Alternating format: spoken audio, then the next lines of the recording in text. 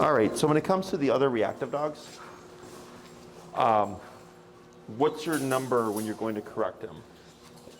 We'll try and turn it up to like 70-ish. Yeah, I'll do, I normally, if we're out on a walk and I know there's other dogs around, I'm normally in the upper 70s usually. Yeah. Okay. So what I would do, and with other dogs, he's fine?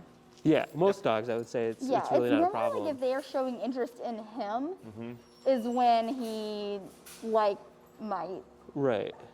like push over to like react. Okay. But if like they're not paying him any attention, he might like, He'll just keep going. he might just like give him like a little look and like you can tell he's kind of like uncomfortable, but he won't react or pay them much attention and will just walk right along. But it's normally when other dogs are like interested in him that he will have the tendency to like, and I mean sometimes it's like they're like ahead of they'll walk by and they'll like turn around to look at him or something, and then all of a sudden he'll like, Yeah, like break the heel and then kind of like, get crazy. Try to get to them and like, sometimes he uses his grown man voice.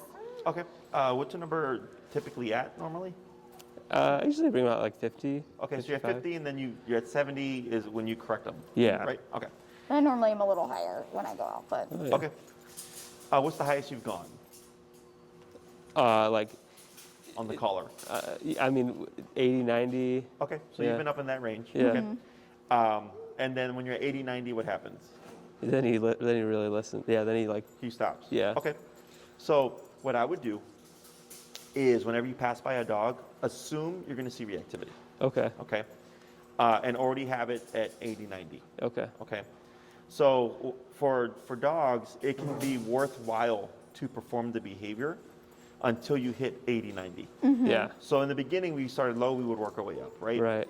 And if you always do that, like let's say if we did that with the heel, you started at 10, but then at 50, you know he's perfect, and you always start at 10, well, until you hit 50, he's going to push boundaries. Yeah. Yeah. Right? But then when you hit 50, all of a sudden, he's walking really well. So that's for the obedience stuff. But the same thing applies to behavior. If I know 80, 90 is what gets him to like just cut the crap, but I go up from 50 to 80, 90, he's going to take that window to continue to be reactive. So what you want to do is the moment he becomes reactive, you already want to be there. Yeah. So then he thinks, well, I can't even think or be reactive more than like a split second before this kicks in. And that's how he's going to learn to self-regulate. Okay. Got him.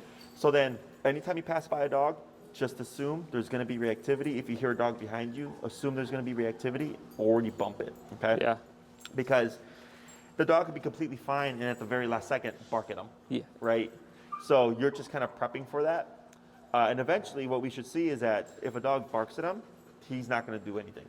Yeah. You might see him kind of flinch because his brain wants to trigger, but his brain is also anticipating the 80 to 90 hit that he's going to right away detract from the reactive behavior.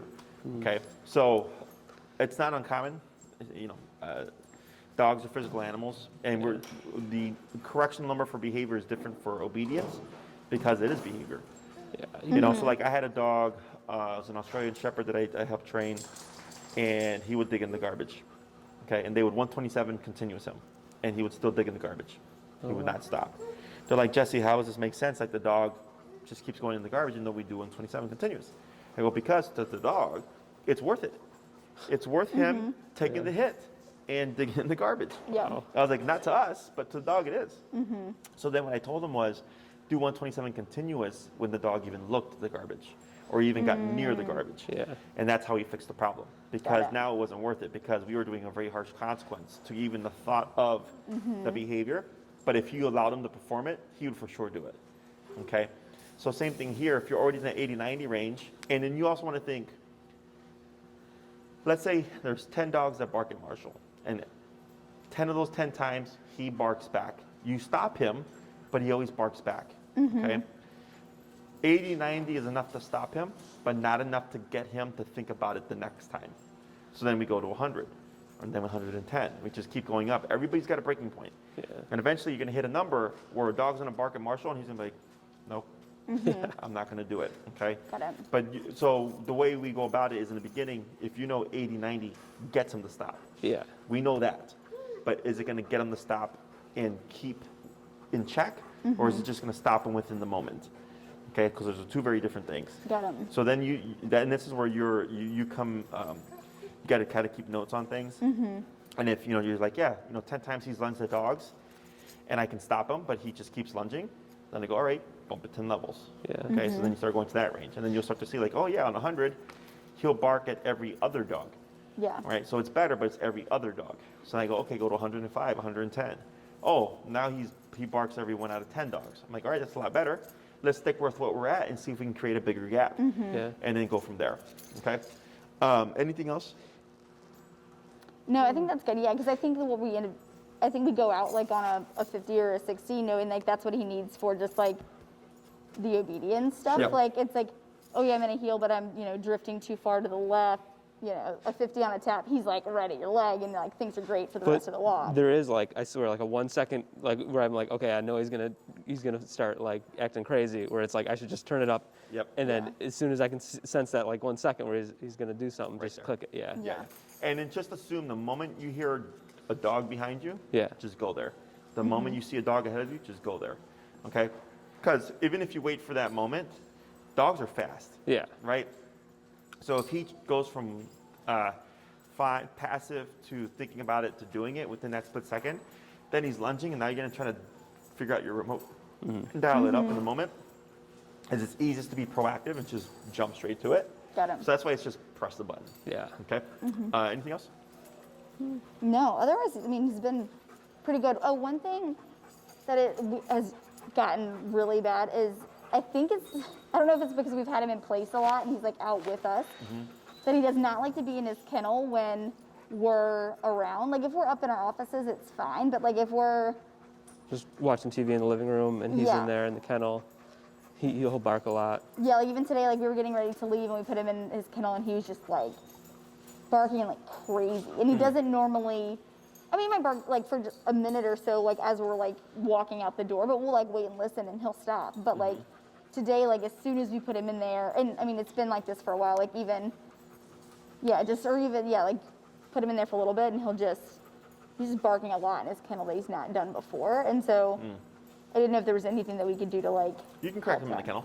Yeah. Wear the collar. Keep him at the You can collar. do the collar or the bunker. Did we talk about the bunker? Yeah. Yeah, how do you do that when he's in the kennel? You just bonk the kennel. Okay. Yeah, some dogs are receptive to it, some dogs are not.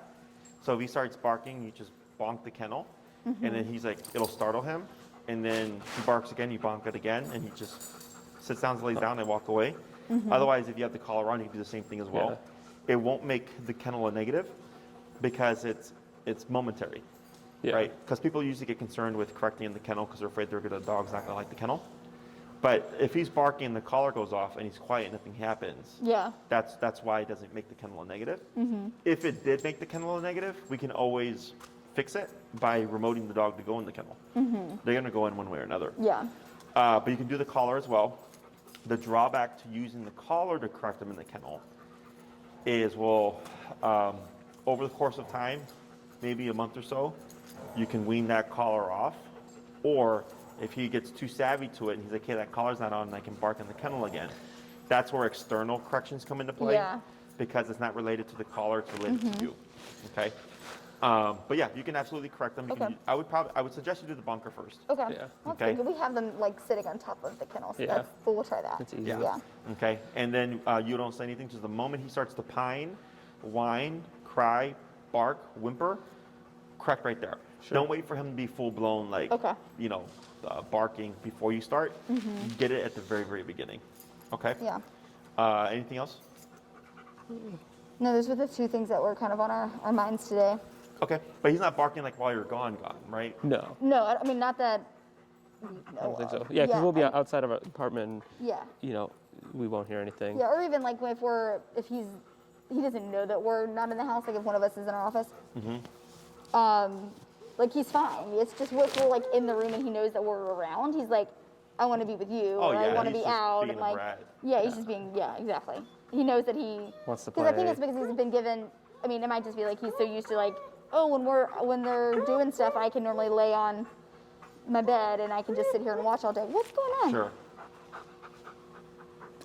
But yeah, there's And what I would, you can even do a blend where you have the collar on him, and then when you're going to be like in another room, and he's in the kennel, and you can just remote them. Marshall down. And then other times when it's going to be, you're going to have to leave or whatever, use the bunker. To just get them used to like being corrected in the kennel. Okay. Anything else? Nope. Good. So what we're going to do here is we will do a recap and start to add things to the long leash repertoire. Okay. So when you've been practicing with them, you've been doing like the heel, the recall, and the stay stuff, right? Okay. So we're going to swap leashes here. Okay. Pop this one on Marshall.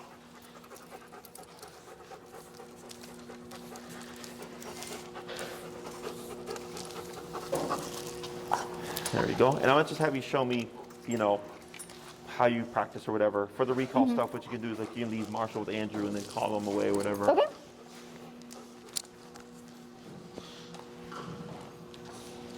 Marshall, come. Good boy. Good. Stay.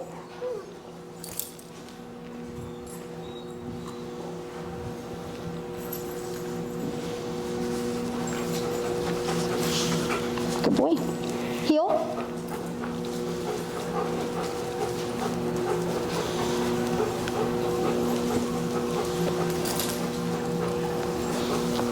Good.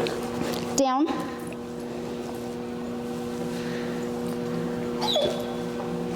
Tap. Yep. There you go. Good. What's your number currently? 67. Okay. So what you're gonna do is let your left hand go, and just step on the leash. Just limit it, but not put pressure. Oh, There got you it. go. Yep. Good. Okay. And then step away. Okay. Go ahead and try to walk around.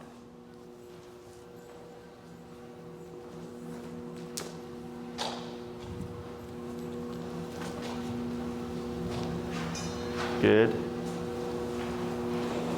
Good boy. Good. And now here, you're gonna walk away again. Good.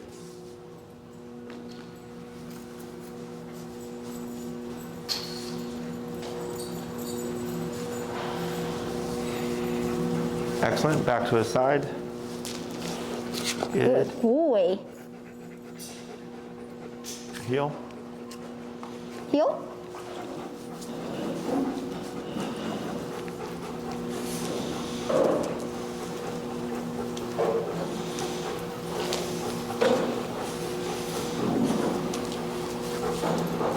Good pivot. Try a crossover turn. There you go. That's better.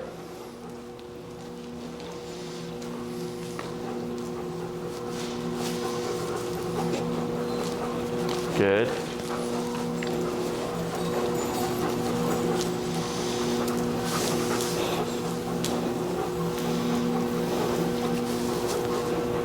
Good.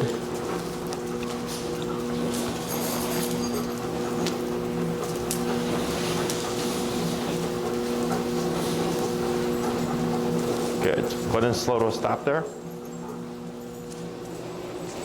Good. So what I'm gonna have you do here is you're gonna release Marshall, and you're gonna release him and step towards Andrew to see if he's gonna run towards him. If he does or doesn't, like let's say he tries to run to the pen over here, while he's halfway either towards Andrew or the pen, I'm gonna have you recall him. Okay. So as he's mid-motion. Okay. Go ahead. Okay, you're free. You're free. You're free. Go ahead. Marshall, come. There you go. Good. Good Yeah. boy. Good boy. Go ahead and give him a stay. Stay. And then you're gonna pass the leash and the remote over to Andrew.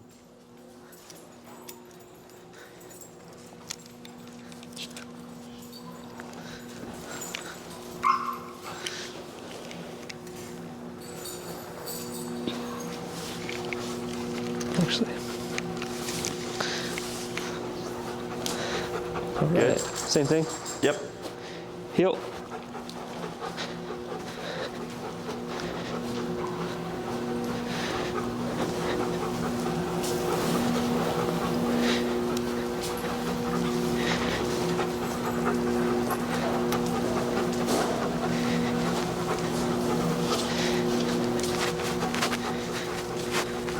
Good pivot. Oh, yep, there you go. Good. Sit. Stay.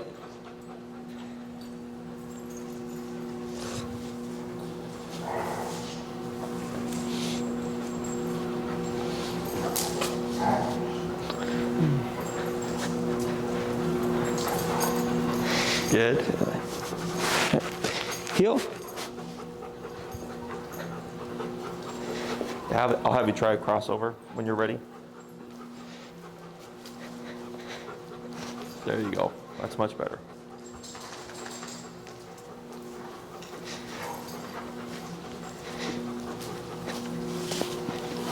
Come on. Good. Good and slow to stop. Excellent. Down. Down. Good. And step away. Good. And I'll have you come around and you like stop right there. All right, very good. So on the stays, both of you are stepping away with your left leg. Oh, And you want to step away with that right leg. Oh, You got did a it. little baby step. You did like little left leg to big right leg, and then yours was pure left leg. yeah. So making sure to step away with the right leg. It's funny because for the stays, you would do the left leg, but when you did the downs, you both did the right leg. Oh, funny. Okay. Yeah, so whenever you're doing anything stationary, the sits, down, stay command, or whatever, it's always the leg away from the dog. Yeah. Okay. But he held it, so that was fine. But definitely want to be consistent with the body language communication. Yeah. Okay. Because at some point, it can get confusing for him. So here, when you've been practicing the long leash stuff, were you doing the sits and the downs as well? Yeah. Yeah. we'll work Were those we in. blending in everything? 'Cause I'm trying And to we would remember use where it we even left off with, at. like, whenever we were out on a walk, I do it every time. Even with his 6-foot leash, I'll do the same sort of, Yeah. go through the, And like incorporating randomness. it with like his prey drive, like you were saying, like with Sure. squirrels and birds. And, yeah. Okay. And how's that working out with the prey? Good. Yeah. Good. Excellent. yeah. Actually, we were talking on the way here, like when it comes to birds and stuff that used to drive him crazy, he looks at them and is interested, but nothing, like he's not reacted towards birds at all, in weeks. Yeah. Yeah, like it's almost completely, like he's been able to handle it without us. I've not corrected him for birds in a really long time. He's doing Okay. well, yeah. Nice. Good. So when it comes to like pushing his obedience to the off-leash level, it's really just taking the stuff and practicing it. Okay. So here we're with the long leash dragging, and you're keeping it in your hand. The next stage is the leash dragging completely. Have you done any of that at all? Or has it been just in your hand? In the hand. In the Yeah. hand? Okay. So it's the exact same thing, except the leash is now completely dragging. Okay. Now the hard part about this is that our first instinct is typically to run for the leash. So when it's actively in your hand, you're not really reaching for anything, right? So then it's getting used to, if Marshall breaks away, not actually going for the leash, at least not with your hands. If anything, I step on it. Okay. Yeah. So I still limit what he can do, but I'm trying to refrain from picking it up because dogs see things in pictures. So like, let's say every time you do a recall, Marshall sees the leash leading back to you, is he'll be able to fix that no problem. But then when you have the leash on the ground and nothing in your hand, you might find that Marshall has a harder time. Yeah. Okay. And it's because that visual is no longer there anymore. So by having the leash dragging, it allows us to kind of fix those mistakes that he may make. But we want to be mindful that we don't pick up the leash, because if we pick it up, it becomes a part of the picture again. Got it. And we're trying to wean him away from that. And eventually it's with purely no leash, and we're out with Marshall, and we know he's going to be reliable. Okay. So questions on that so far? So we'll do a quick review of that because it's pretty simple. Practice what you've been practicing, but now you go to the leash dragging. So like, let's say you're going to do a recall and like Marshall was like barking up a tree. You know, I'd have the leash like laid out in front of me, and I would be into the leash. So the reason why I like the 30-foot is I can walk 10 feet in, have 20 feet from me to Marshall, but 10 feet behind me. Yeah. So if I say Marshall, come, and I start tapping and when I'm moving back, I have leash immediately That available you could to me. step on if you need, Yeah. yeah. So I don't do the leash away from me until I know I'm at that point. Because then if Marshall takes off that way and I'm 6 feet away from the end of the leash, well, now I got to catch up. But if he were to respond incorrectly and take off, I'm not worried because I still have at least 10 feet of leverage to work with. Okay. Yeah. So what we're going to do is go ahead and drop your leash here. And you're going to walk over to Marshall. Just walk away. Walk towards him. Oh, Yep. Good. All right. So everything's going to stay the same. Sure. Okay, but now we have a long 30-foot leash dragging. Tap. Wait a moment. Tap. Wait a moment. There. Okay. Have I talked to you about like the giving space to make the decision? Yeah, like just give him a couple seconds to see if he yeah. And like, let him make the mistake, kind of thing. Right? Yeah. So like, what's your number again? 66. Let's go down to 45. So at 66, he got the first hit for sitting up, right? He yipped, he circled around. That movement was Marshall thinking, okay? What should I do? His decision was to sit again, which was incorrect. You tapped him again. He circled around, came to a stop, but then laid down, which is the correct decision, okay? So the movement is Marshall thinking of what he should do to fix the problem, okay? And then when you see Marshall come to a stop, that's the decision. Yeah. Okay, so if he chose to sit and he was in a down, that's incorrect. We would tap again, he moves, comes back to the sitting position, incorrect again. I tap, he moves, he lays down, that's correct. We lay off the pressure. Does that make sense? Yeah. So here, go ahead and step away from him, but he's still in the down. Yep, and then walk around real quick.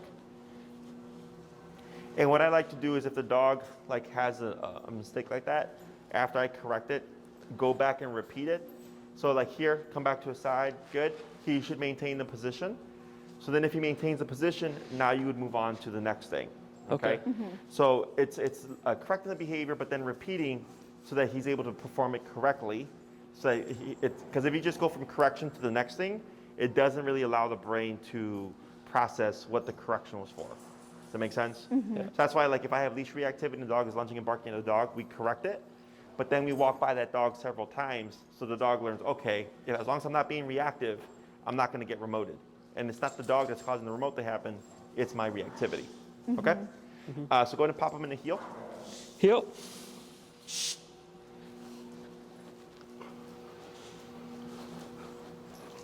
Good.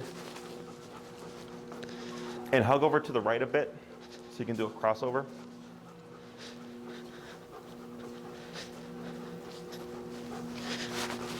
There you go.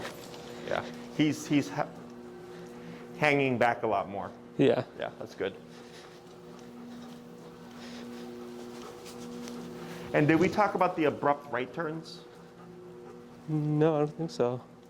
Okay, we'll cover that today.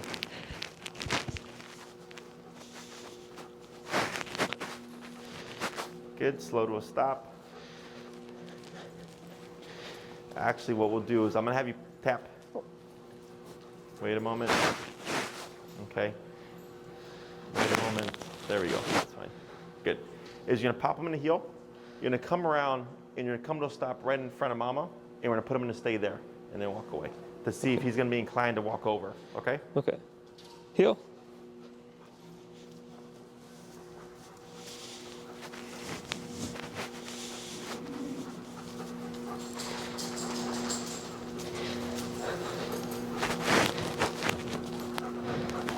A Stay. little bit closer.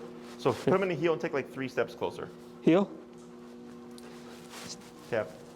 Right, wait right there. Good. Now stay. Stay. Now step away. Turn to face him. Tap. Good. Now back away. Now here, step in towards him. Tap. Wait right there. Hold. Wait a moment. So you're gonna step towards the face him. Tap. Now back away. Okay. So whenever Marshall breaks a stationary position like that, Yeah. so moving away draws Marshall in, moving in pushes him back. Okay. So when you move into him, ideally you'll move into him towards his face. Yeah. Okay. So you're moving in like this as opposed to like this. Okay. So as straight on as possible. And when you come in, you don't need to move in all the way to Marshall. Okay, so that last one, you're about here, and you tapped him, and you saw him pop up, and then from there I had you turn away. Okay, so the moving in puts confrontation on the brain. It's telling him, go back to what you were doing. Okay, The reason why moving in is also important is because moving away means recall. Okay, so if we do the wrong thing, he's got to make his decision based off of what you're doing. So we always step in and tap to put him back into a position. If you tapped him like that and he ran towards you, you would just keep tapping, grab the leash, walk to the general area until you see him reposition. Let the leash go slack and then step away again. Okay. If he keeps struggling with that concept, I try to do as much on the remote as possible, but if we hit 2 to 3 corrections and he's not getting better, when you come to step in, you might need to use your prong to help put him in that position because with the collar, he's getting a little bit too confused, okay? So if you see Marshall make the wrong mistake 2 to 3 times in a row, my suggestion is to kick in and help him fix the problem, because what you practice is what you're creating, right? So if we keep practicing the wrong thing, you're developing the wrong habit. Yeah. So then I step in. So then if I see the dog has issues with me stepping away, I go back to the short leash with the prong, or at least grabbing up closer so I can stop him to help him, and then build back out again. Okay. So even though you've made it this far, if you see Marshall struggle with something, go back to the basics and then work your way back out again. Sure. Okay. So then here, when you step in, you tap him, whether he's in a sit or a down, it should pop him into that position. Okay, so if Marshall was in a down and sat up and you stepped in, the tap should bring him down. Okay, if he was in a sit and then lay down, you step in, the tap should bring him back up to the sit. So it should bring him back to the original command that he was in. Otherwise, if he breaks position, keep tapping, lead him back to general area until he figures it out. Remove the pressure. We don't repeat the word sit. We don't repeat the word down or stay. I just simply reinforce the command with the e-collar. Okay? Questions on this so far? Okay. The other thing that you can do is he had some pretty big movements, right? Where he kind of spiraled around and stuff. Is you can limit his range of motion also by doing this. Yeah. Okay. So I'm not stepping on the leash to put pressure on the prong. I'm stepping on the leash to limit what he can do. Because the more, so once we remove the leash from our hand and stuff, Marshall has more capacity for mistakes. There's a wider range of motion, okay? So by doing this, I just make it easier for him to figure out what to do because there's less options available to him, okay? Questions? No. All right, Yeah. so go ahead and come back to Marshall. Give him some praise. Good boy. Good boy. Good, go ahead and step away. Turn to face him, tap. There you go. Wait a moment. That's the decision. Okay. There you go. Now back away.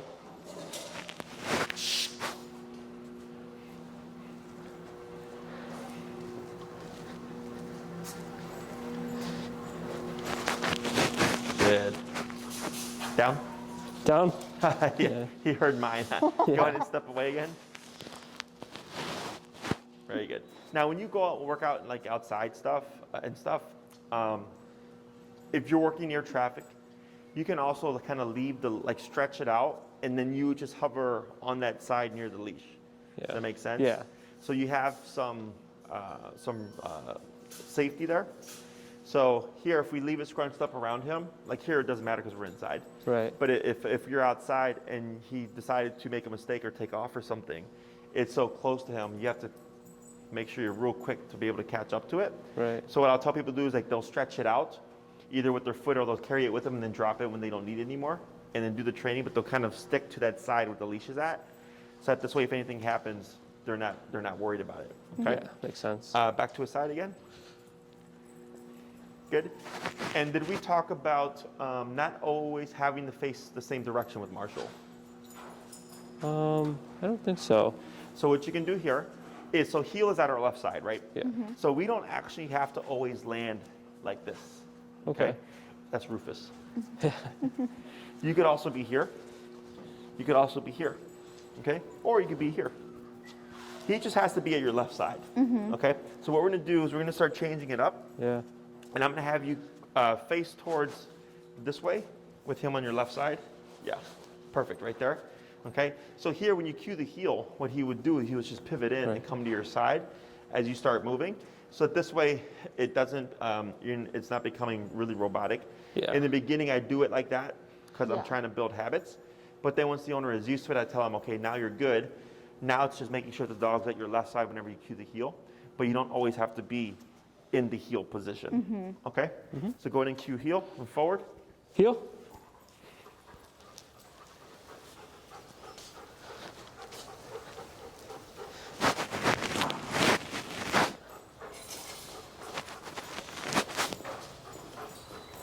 Tap.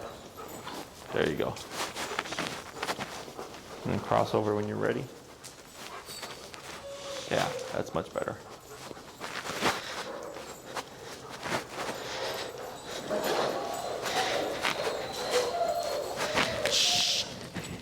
Good.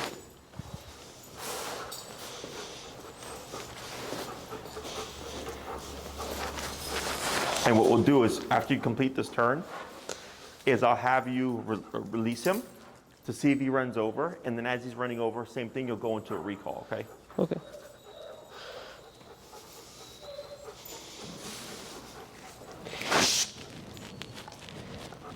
You're free. Break. Break.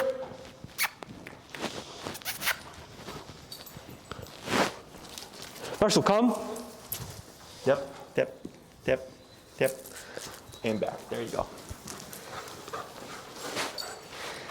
Good. So go ahead and get untangled so that he, okay. He's sitting right on my foot.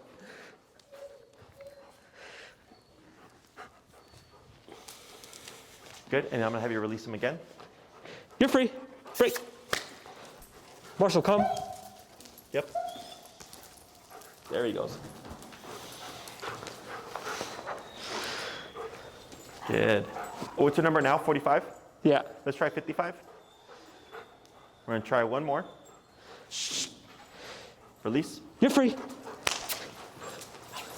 Marshall, come.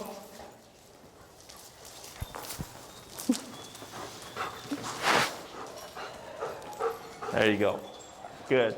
Now Good boy. here, he popped himself in the down, right? Oh, this was fine. Yeah. Let's see what he does. All right. Go ahead and stay him Stay. and step away. Right leg. Oh, yeah. That's it. Good. So here, for the recall, that was pretty good, but we want complete 180. Okay? So Yeah. like if he's running and you call him, it should be that. So he's delaying a little bit, right? There's like Yeah. a 1 to 2 second delay. So what I would suggest is whenever you let him chase something,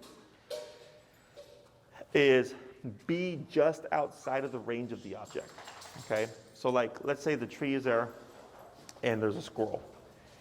If I let Marshall go, I would keep the slack or let it end, but Marshall doesn't actually get to the tree. Yeah. It stops him short.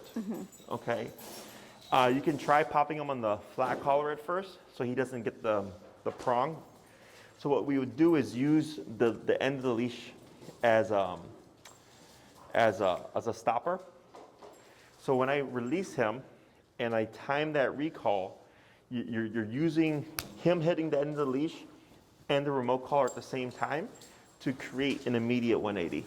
Yeah. Does that make sense? But I would do the flat collar first, so he's not getting 30 feet of pure prong pressure on his neck, to see if we can create it that way.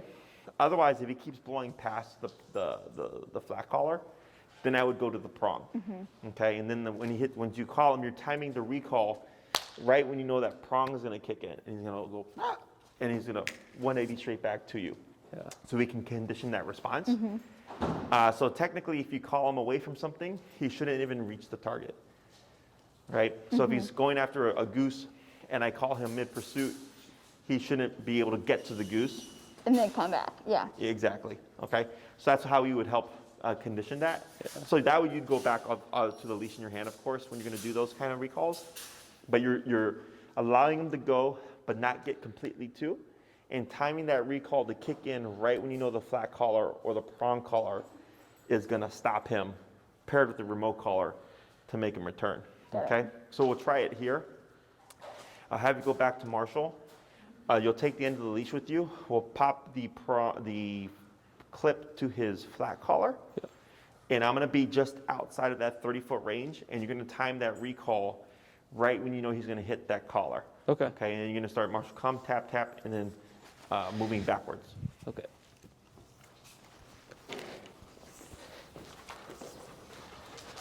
Okay.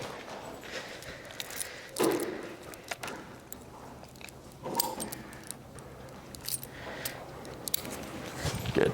So here, when you're ready, you'll release. I'm pretty sure I'm outside of that 30-foot range. Okay. Break. You're free. I didn't even click. I know. Break. Come.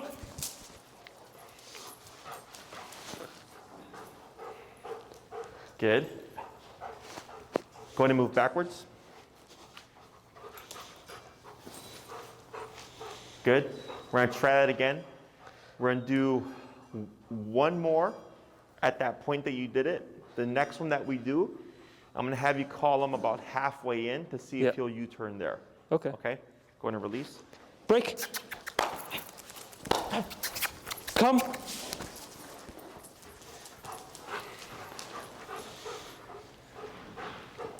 Good. Now this one. All right. Break. You're free. Marshall, come. Yeah.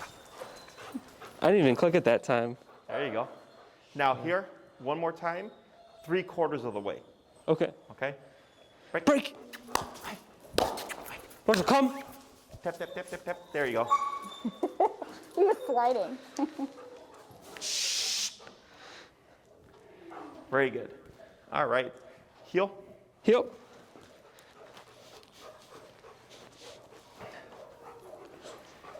And stop. Very good.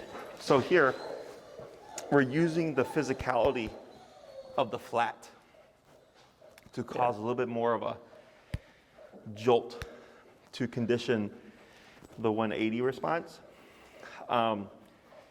So here we did them back to back, so that makes it easier. The hard part is going to be in life. Okay, so this is where randomly, whether it's a squirrel or whatever, you release him, allowing him to go, and timing that recall right when you know his neck is going to hit that flat collar. Yeah. Okay, and kicking with the remote still. Marshall comes, so everything's all at once. It's the stop, and then the collar's kicking in, and he's got a 180 back. So that last one that you did, that was 3/4 of the way through, was good. He halted, and then you kicked in tap, tap, tap, tap Yeah. to create the 180 back.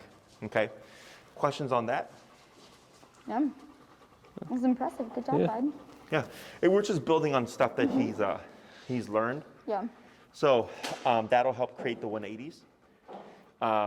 So there's 2 points to the recall. There's the turn and then the return, right? How fast does he turn away from the object and how fast does he come back to me? And we always want those to be as quick as possible, okay? So the other thing here are abrupt right turns. Yeah.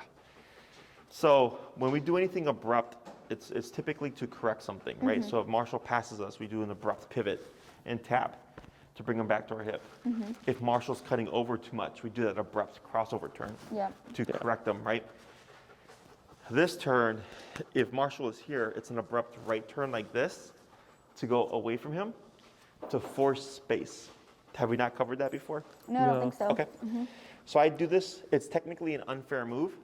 So for Marshall, if you're here to him and you're walking, like he sees your leg in the peripheral range, so it helps him have a guide. But then if you turn to the right, to the immediate right, you leave his visual cue or view visual sight. So here when we're walking with them, when I'm wanting to proof off-leash obedience, we need mistakes. We need him to screw up so that we can correct them and teach him, you don't do that, you do this, okay? So then when we're walking with Marshall, what you're gonna do is as you're walking, you're gonna make an abrupt turn to your right and you would lead it with your right leg. So as you're walking, you would just turn off like this, Yeah. okay? So you're making a sharp 90-degree cut away from him. And it's gonna allow you to force a distance between you and Marshall. And the moment you cut off from him, he's probably gonna keep going this way, is you kicking with the collar, okay? So here, you can go back to leash in your hand, because now we're pushing things, is I wanna see when Marshall feels the remote, his response should be, when he feels it, oh, you're going that way, is the shoot towards your left leg, okay? So you're doing this to force disconnect so you can put in the e-collar to see is it gonna push Marshall away from you or is it gonna push Marshall towards you, okay? So it's not a turn that we would actually use in life. It's just a turn that we do for training to force disconnect so that we can use the e-collar, okay? Questions? Sure. No. So we'll start first with you, then we'll swap handlers. Sure. Is you're gonna cue the heel, and then you're gonna wanna hover towards the left side so that when you're ready, you're just off like this and you have space to move, and you can come back like this as well, okay? Okay. And then when I break right, that's when I tap and see if he runs towards me, or do I Yeah, give it a so minute? if you turn and Marshall's on you, Yeah. technically you can't tap, Right. but if you move and there's even like a foot to 2 feet of gap, Okay. you immediately kick in. All right. And then I suggest if you can, you tap fast, Okay. okay? Go ahead. Heel.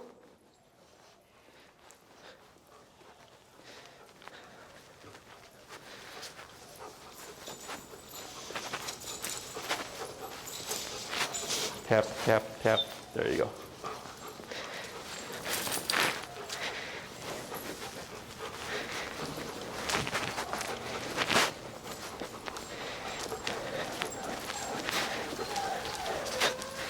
Tap, tap, tap. Yep.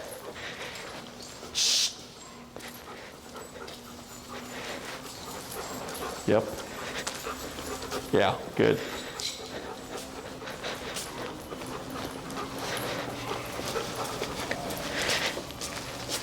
Tap, tap, tap, tap, tap. Yep, good.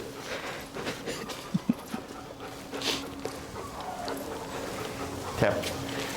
And what you can do is every time you see him look away from you, you can tap that as well. Okay.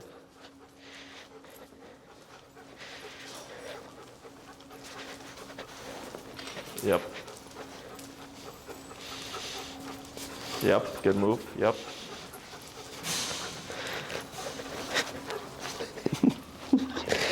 Good, you got it.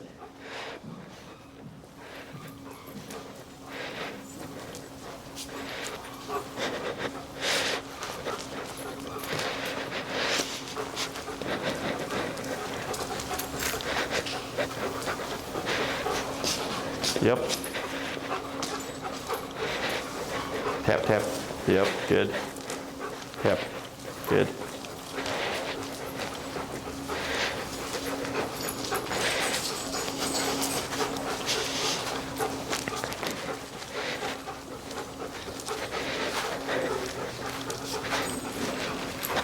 Excellent. And slow to stop right there. Very good. So here, let's say you go to the park, you put Marshall in a long leash heel, and do a normal walk. Okay? Yeah. 10 minutes into the walk, you step out, right? So it's unfair, right? We would not use that in a real walk, but we're doing this with the intention of creating that space so that we can put more pressure on them. So here, you did a whole bunch in a row. The reason why that's good is because the more pressure you put a dog under, the more likely they're going to go into flight response.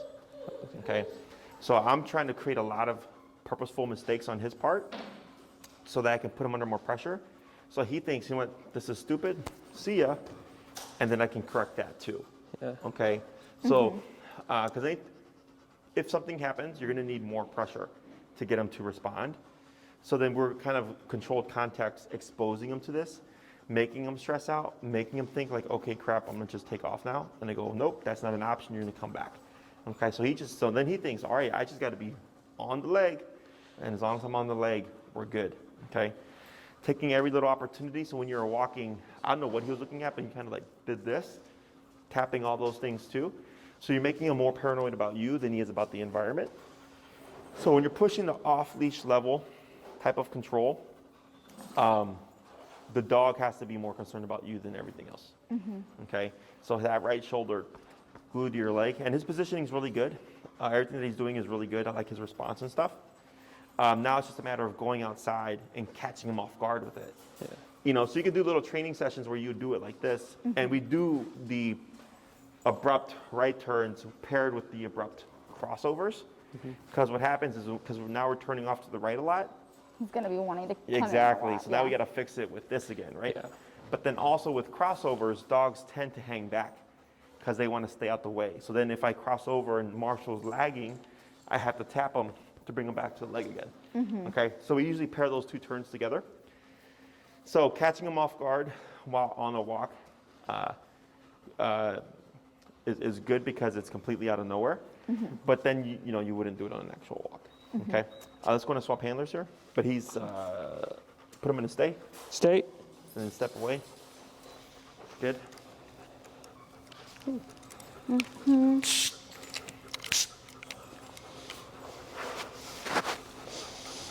Okay. Good. And I'm gonna have you try the same thing with the abrupt right turn. Okay. Okay. So you can pop them in the heel. You'll keep your left side with some space. So that this way, when you turn off to the immediate right, you have space to move. Okay. Heel.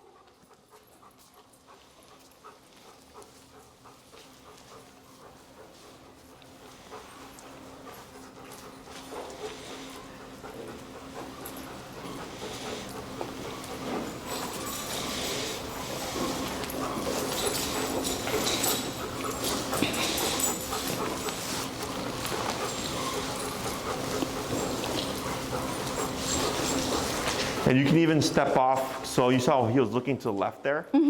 Like stepping off to the right when you see him look to the left and catch him off guard. Got it. There you go. So you see how he shot to your leg though? Yeah. So I'm assuming there wasn't a tap there, right? No, Yeah, because he was too quick. He was too close.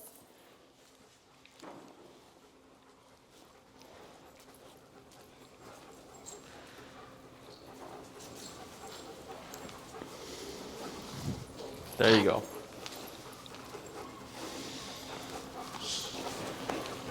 I don't move fast enough for you.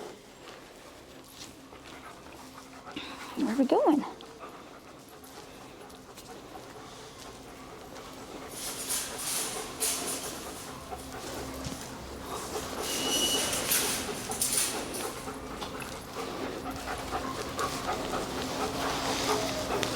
There you go. Good move. That was a good catch.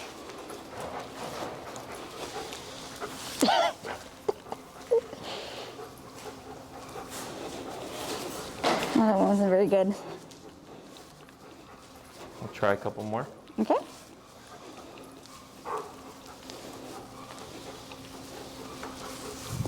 Yep, good.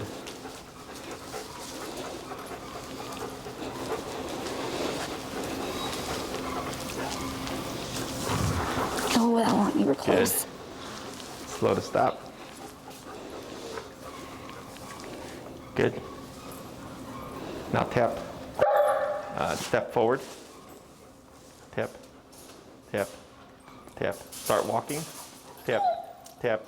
Tap. There you go. Good. And then pivot turn. Oh, wait, what? Pivot turn. So heel, and then left leg to the 180 turn. Okay. Heel. There you go. Good. Right there. Excellent. So like, let's say right there, if he stops out of position, a couple of things you can do is, if he's back there, if I can step on the leash and kind of pull it forward, because if you keep your leash back here and you tap him, he's gonna think this is it. So I want to bring the leash forward, so when I tap him, the where the leash is limited, it's bringing him this way. Does that make sense? So there's that, or if we don't have the leash available to us, you would just move forward and tap, and it should bring him in to your side. Okay. Okay? So the longer leash, of course, affords Marshall a wider area of mistakes. And dogs learn best by making mistakes and having a negative being paired with it. So then he's like, all right, well, I'm not going to do that again. Yeah. So here, you can start progressing to the leash dragging. Okay. If you want to use either your 30-foot or a 10-foot, if you're just doing like a straight walk, you can use a 10-foot as well. So it's not, because the longer the leash is, the more stuff it's going to get caught on, right? So if you're practicing in the grass and there's like branches or trees or like roots and all that stuff, it gets a little bit more difficult. So some people will do a 10-footer. I know, she's a brat. Just be mindful of that. With the 10-footer, you're not going to have as much leverage, right? Because if he takes off, you only have 10 feet of Got slack it. to catch up on. But they're good for like the looped kind of walks and things like that. Though. Yeah. Got it. So like my guys, when I was first transitioning them to off leash, I would use their standard leashes.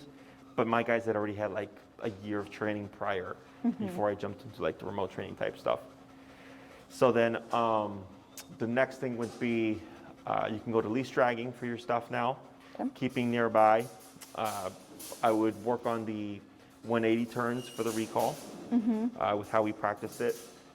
Don't drill them. Just when you find an opportunity here and there, you want to practice it then. Okay. For the right turn stuff, you go back to your leash because now we're doing something purposefully to make Marshall make mistakes. Yeah. To put him under more pressure to see if he'll take it or if he'll give and run off at some point. Okay. I'm not sure if I told you guys, but on hotter days, don't be surprised if your e-collar is higher Okay. because the body heat will override the collar. So like you could be at 110 and he feels it like it's 50. Oh, wow. Okay, just a heads up on that. So that's why I suggest that people practice in different elements because you're learning how does Marshall respond in the snow, when it's hot, when it's raining, when there's a thunderstorm, when he's under stress. Yeah. All these things. If it's super hot, he's not gonna want to he's not gonna perform at the same level if it's really And that's warm correct outside. too. So Yeah, it's yeah. just- So when we have, it's kind of like with athletes, right? If it's super hot, they're not going to be as good as they would be within a like very controlled, cool environment. You know. Yeah. So same thing for this guy. So you're just kind of learning what his limitations are. And then so like if I do a recall and he's kind of like he turns and he's coming back to you and you know he's like just hot, that's probably the best that you're going to get with that weather. Okay.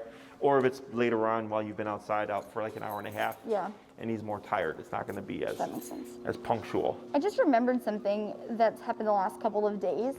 He'll put himself on his bed, like his play spot, and like he won't get off. Like he's waiting for us to release him from that, sure, even though you're we getting didn't put him confused. there. And so I'm like even the other day, I was upstairs and it was like we're just now kind of like letting him have like a little bit more freedom within the house. And so I was upstairs and he'd gone down and it was like walking in the door and he was like on his bed and I didn't put him there, but like he didn't like go after and like try to say hi to AJ or anything until like we released him and it was just like he thought he was there.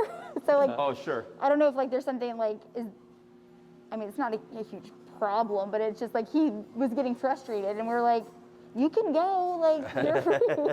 But I didn't want to like say Yeah. like his Break release right word out. because of it. So I was like kind of confused of how to like get off. Yeah. It happens. I mean, I would just release him or like kind of grab him and pull him off to guide him off, let him know he can do it. Yeah. But yeah, it happens sometimes when the dog gets confused. Yeah. So I mean, he's really good at place, and Yeah. he'll hang out there as long as we need him to. And I think, he was just getting. He's like, oh, if I'm over here, I got to stay until someone tells me not to. sure. Even if he goes freely onto it. But, Yeah, that's funny. yeah. Anything else? No, I don't think so. I'm trying to think if there's anything. Oh, we did have a situation last weekend. We were at his parents' house in the back door. We thought it was all the way closed, and like he was, kind of hanging out, but he went to go out the door, and I had the remote, and I just like started tapping it, and he just like dropped to the ground. Like he didn't know what to do, but he didn't Get out. get out or go anywhere. So we were kind of like pleased with that he just stopped what he was doing. Sure. And like, oh, okay, like this I can't continue to do. And he didn't go out the door, which was good. Sure. But yeah, otherwise I think things are going pretty well. We just need to like make more time, I think, to do the long leash stuff. Like right now it's like good if we get like, 1 hour in or, 1 session in a week with the long leash. But even with the short one, like I've been doing his walks just holding it just this end of the leash and having the 6 foot just drag and not hold it in this hand, and he's been awesome. Yeah. And I think I did all of his walks this week That with it, way. and he was like right on my side and didn't have Sure. any issues. And obviously, if there's another dog coming here nearby or whatever, I would hold it just in case. But yeah, that has been really Because this is number 7 for you guys, I think. Yep. yeah. Yep. And you got 9 coming. 9 Yeah. going, right? So what you could do at this point, because we've covered everything, and now it's just practicing and making mistakes and practicing. Okay. Is if you want to space out 8 and 9, you can. I don't Okay. care if it's a month or 2 months, Oh, whatever. yeah, that would probably be good. Because like you could be your intention could be like, we're gonna practice every day this week, and then it rains all week, right? And they're like, all right, well there goes practice, right? So if you want to do that, I don't have a problem with it. That's usually what I do with my clients that are doing off leash with like the 12-week programs. And since he already had his training before, we were able to get a lot more stuff done. Yeah, and I remember we talked, you're like 6 or 9, Yeah. you know, would be, but. So what I would do is, if you want to take time to practice, go ahead and feel free to do so. You can let Maria know. Okay. Now, do know that I'm booked through like June, July-ish right now. So when you want to come back for class 8, my suggestion is you either schedule it now, or when you're thinking about like, hey, we should probably have a follow-up with Jesse, go ahead and just reach out, because there might be a little bit of a wait when you come back. Does that make sense? Yeah. Yeah. Yeah, we can do that. I think maybe we'll go ahead and schedule the next one for, your next availability, like so, Yeah. June or July. Because I think it would be good. I Well, think yeah, we're it'd be gonna- great if we could do it at the park too. If you're Yeah. Oh, doing yeah, that would be good, yeah. Yeah, like today we're supposed to be at the park for my latter half, and then it rained, so I was talking to Maria now. I'm like, I don't know what's going to happen, Yeah, so see yeah. what they want to do. Awesome. But definitely in a month, Okay. because we're already starting to transition some people towards the park as it is. Okay, yeah. I But think yeah, that so would at be this stage, it's really just practicing and then making notes of anything where you're having problems. And then here, like I gave you some other stuff to incorporate Yeah. to keep pushing that. good. Yeah. And then we'll do class 8, and then you go off and you practice some more, and then you come back with, class 9. Yeah, I think Okay. that'll be good, yeah. Yeah. Great. That'll be awesome. sure. Okay, well, let's get his other leash. Oh yeah.